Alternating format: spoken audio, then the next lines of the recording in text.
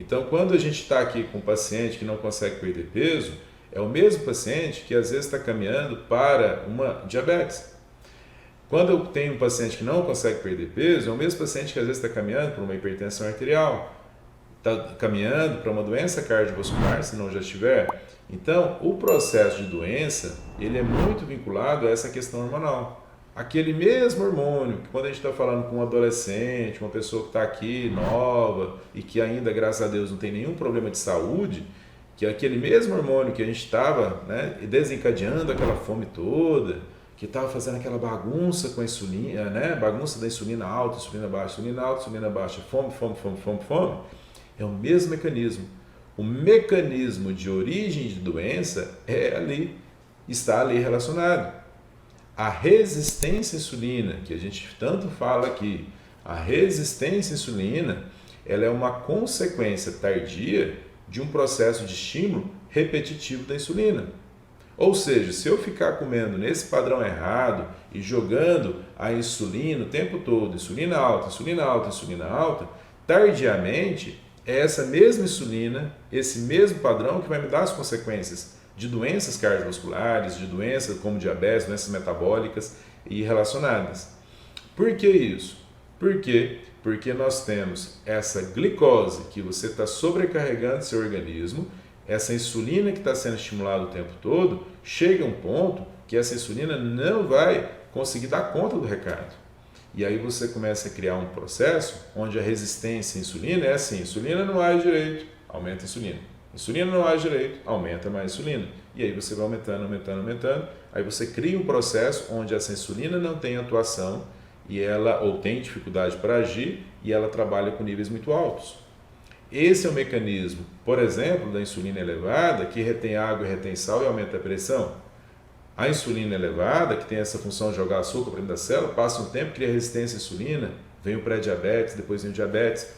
A insulina é pró-inflamatória, gera inflamação, inflama seus vasos sanguíneos, inflama suas articulações, inflama seu corpo. E inflama, a inflamação é base das doenças, como doenças cardiovasculares, é base das doenças como câncer. Então, este mecanismo, né, de insulina alta é o que vai levar lá na frente às doenças. Quando eu estou com uma alimentação que eu sempre estou trabalhando com glicose alta, né, porque eu estou jogando para dentro, e essa insulina passa em algum momento a ter dificuldade de colocar essa glicose para baixo, essa glicose começa a se elevar e aí a gente começa as consequências. Se eu tenho uma glicose elevada, por exemplo, né, você já passou no médico, ou faz check-up, ou é diabético, tudo, você sabe que existe um negocinho que chama hemoglobina glicada, um exame que a gente faz, né, nós fazemos, e essa hemoglobina glicada nada mais é do que a sua hemoglobina do hemograma. Por exemplo, você tem não tem um hemograma? Aí que você faz lá, não tem a hemoglobina? É aquela proteína que carrega, né, oxigênio e que leva para suas células. A hemoglobina glicada é aquela hemoglobina, mas que foi o quê? Grudada, ela foi caramelizada, dizemos assim, grudou com o açúcar, com a glicose. É um processo que nós falamos de glicação. Glicação é ligar a glicose com a sua hemoglobina. E a gente vai e dosa e existem os níveis normais, né, que a gente considera para a hemoglobina glicada. Hemoglobina glicada, por exemplo, o normal é menor ou igual a 5,6, certo? Mas por que eu estou querendo dizer isso? Lembra aquele jovem que tinha insulina alta, que tinha fome, que ia numa dieta e saía e voltava. Aí aquela mesma condição é a condição das doenças crônicas. Aí um dia aquela insulina passa a já não ter mais dificuldade de não conseguir baixar essa glicose. Aí a glicose começa a aumentar um pouquinho, aí começa a grudar na sua hemoglobina, e aí começa a grudar em outros lugares.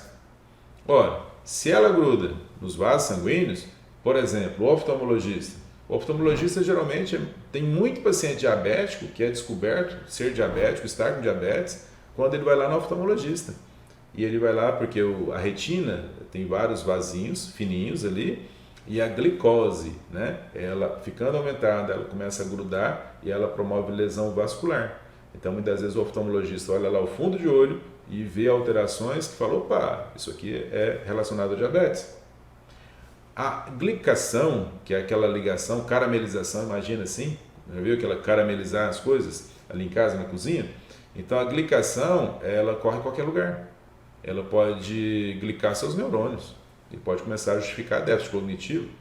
Ela pode glicar suas articulações e justificar processos degenerativos de osteoartrose, por exemplo, artrite, né, osteoartrite, e aí inflamações e degeneração ao longo do tempo.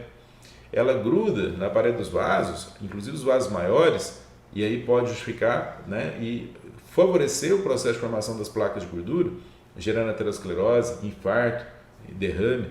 Principais causas de mortalidade no diabetes: infarto, derrame. Ela pode grudar, né, por exemplo, nos vasinhos menores e justificar, por exemplo, neuropatia diabética. Então, se eu tenho, por exemplo, um paciente que está lá, né, com diabetes, o que acontece? Ele começa a perder sensibilidade lá do pé, por exemplo.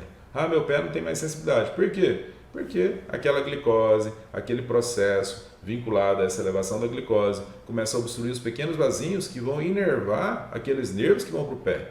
E quanto mais distante do coração, de onde começa mesmo.